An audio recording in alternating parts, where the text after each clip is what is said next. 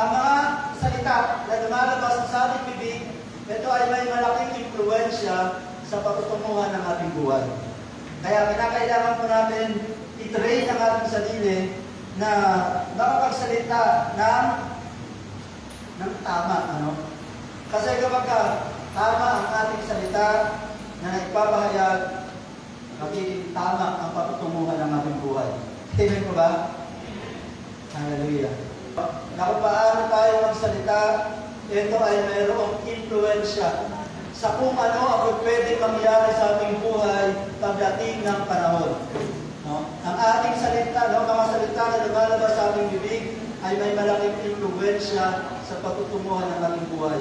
Kung tayo ay negative magsalita, magiging negative ang ating buhay. Hindi tayo pwedeng mag-expect ng positive na buhay kung tayo ay negative, hindi maganda sa pananalita. Amen? Hindi tayo pwedeng umasa na magandang kinabukasan kung sa salita natin ngayon, pangit ang mga lumalabas. Kaya kailangan po natin pag-aralan na magsalita ng tama kung nais natin magtamo ng magandang kinabukasan. I believe, mayroong part ang ating pagsasalita. Mamaya po, ibigay ko sa inyo yung mga verses na mayroong part ang tamang pananalita para sa ating magandang kinabukasan. Hindi ka makakaasa ng magandang kinabukasan kung mali ang ating mga sinasalita.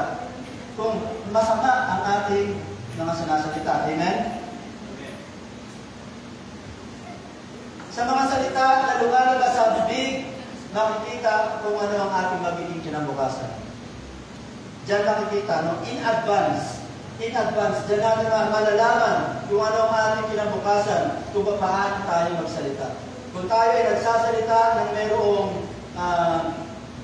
magandang mga pananalita, mga salitang puno ng pag-asa, salita na puno ng pananampalataya sa Diyos, then meron kang pag-asa sa iyong kinabukasan. Amen po ba?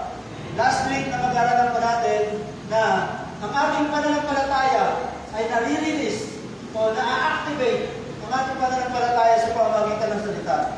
Ano itong ibig sabihin ng salita na yun? Salitang maganda. Salitang puno ng pag-asa. Kapag tayo po maganda ang ating mga salita, puno ng pananampalataya sa Diyos ang ating salita, pwede kang umasa. Makakaasa ka sa iyong kinabukasan.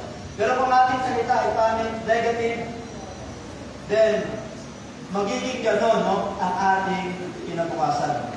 Kaya nga, ang mga tao nagiging talunan. Ang mga tao nagiging talunan ay nagiging talunan muna sa kanilang pagsasalita.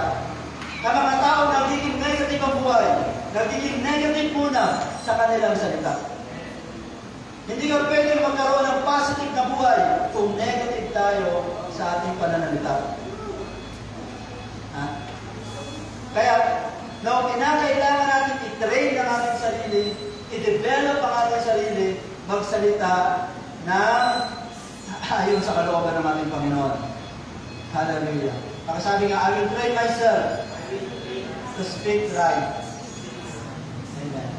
Kasi, kapag tayo ngayon nagsasalita ng tama, then nakakaasa ka na tama ang iyong kinabukasan.